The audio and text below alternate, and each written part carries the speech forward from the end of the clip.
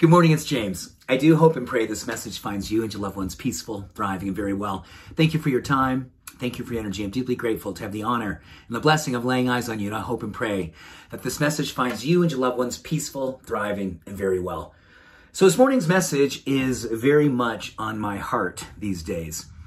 I've been noticing how sensitive I am these days. Gosh, I am sensitive, being moved to tears more quickly, seeing in other people's eyes so much of the collective that I think so many of us are feeling.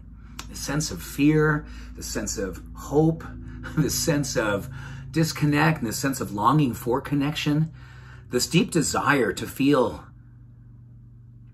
possible in life, to feel like we can be possible in life. So we get a chance each and every day to feel like we can lean in to an energy of possibility, and then we can purvey that, we can circulate that. And hopefully at the end of this day, we feel like, oh my gosh, I did do the great work of my life. I showed up. I had a strong back, but I had a soft front. And that soft front was encouraging compassion and connection and love and lightness with myself, yourself, and all the people around us that we lay eyes on.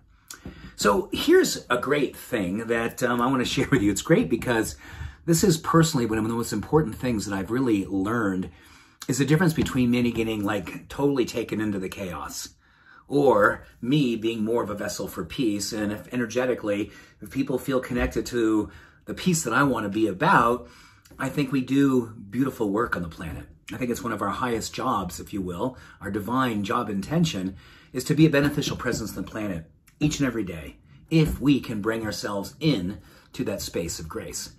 So a number of years ago, in fact, gosh, nearly 40 years ago, when I decided, deeply made the connection to my happiness, my ability to stay on the planet, my ability to live with deeper peace and purpose, was really centered around getting through my addictions, getting through my alcoholism, getting through all of that stuff.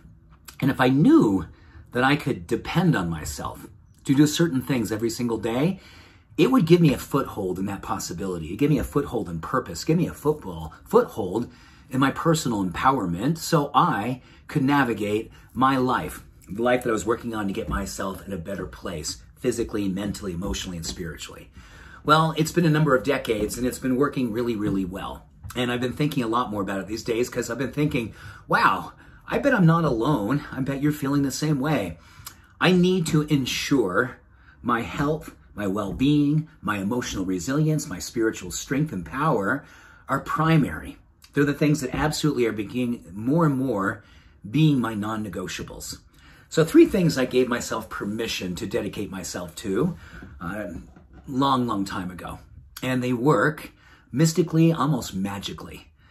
They work in such a way that I feel a sense of purpose and possibility each and every day when I do these things.